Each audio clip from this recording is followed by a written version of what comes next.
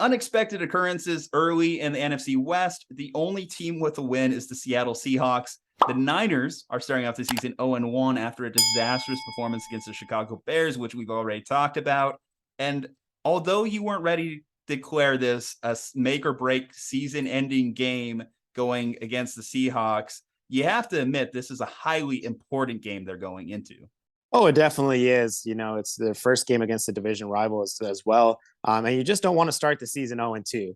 And also starting the season 0-2 against teams like the Bears and teams like the Seahawks. I know the Seahawks look great on Monday Night Football at times, but, there was so many extra just stuff going on with that game with Russell Wilson's return to Seattle. The extra motivations was just there for everybody in that Seattle locker room. So now they have to travel on a short week for them as well to Levi Stadium in a game where I just don't see us losing.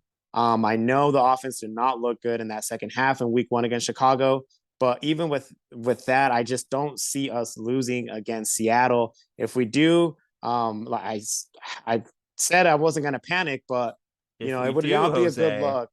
If we do, it would not be a good look. Are we pressing that Jimmy button?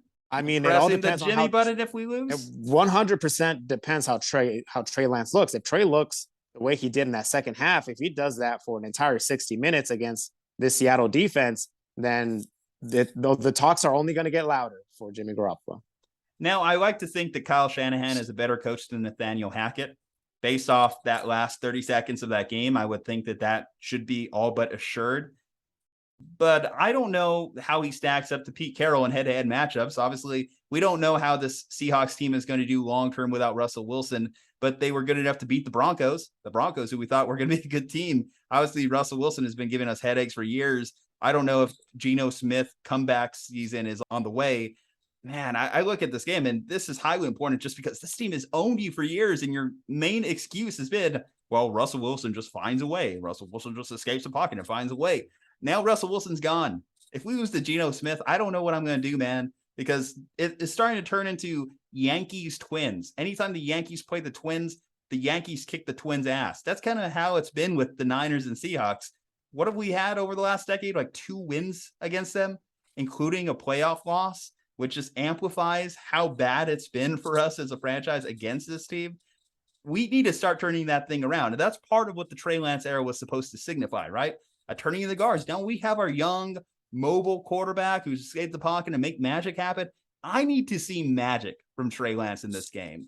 I'll be honest. Again, I thought last year was the development year. I thought the whole reason we were keeping him on the bench is so he would come out this year, and I know it sounds lofty to say, but look like sophomore Patrick Mahomes who sat a year. Look like at least rookie Josh Allen or sophomore Josh Allen. But we didn't get that. We got, God, I don't know what we got on week 1. If we include the preseason game, the last game and a half for Trey Lance have looked ugly. We got to start turning that around. I just need to see some hope. Inspire hope. It's like the Dennis Reynolds system if you're Always Sunny fan. I need you to inspire hope before you separate entirely. I just need something from the 49ers this week that tells me that the season is not going to be lost developmental season, because I can't have this as a developmental season. The veterans on the roster can't have this as a developmental season. They're going to start questioning Kyle Shanahan if this gets any uglier early in the season. And if you lose this game, let's say they can start 0-2, then again, you have that stretch with the Broncos and the Rams coming up. What's the best case there? You split, then you're still 1-3. You have a couple winnable games against the Panthers and Falcons after that. But if you lost the first 2 games to the Bears and Seahawks, how could I look at either of those 2 games and just assume that you're going to win them? So that's the danger in this thing becoming ugly quick.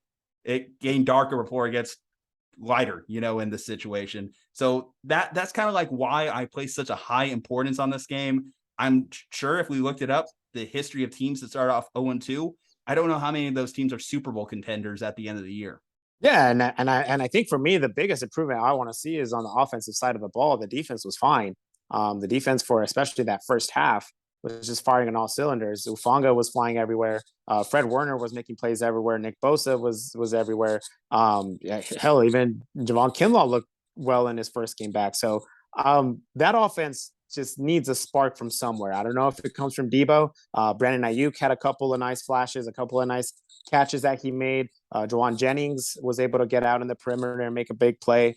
So I don't know who's going to be that guy. And maybe it is Trey. I would love for it to be Trey. I would love for Trey to step up and be the guy that's going to push this offense to the next level. That's exactly why you get the guy. That's why you send 3 picks away and get him as a 3rd overall pick, because he needs to be that difference maker. Whenever the offense isn't going, he needs to take matters into his own hands. And if he doesn't do that, if he fails to do that again in this week against Seattle, then it's starting to get worrisome as far as him being able to lead the charge this year. Seahawks are already down one of their best defensive players. Jamal Adams had a serious quad injury in the Monday night game. So that's a benefit to the Niners if you're talking about exploiting that defense. If George Kittle is able to get out on the field with one of the league's best safeties not there, then you would think that that's a matchup that you should be able to use. If George Kittle's out there and the offense still looks ugly, I don't know, man. I think that it like I said, it starts to get into that panic time. But anyway, guys, how are you feeling about this upcoming matchup against Seattle? Do you think we can knock out the Seahawks?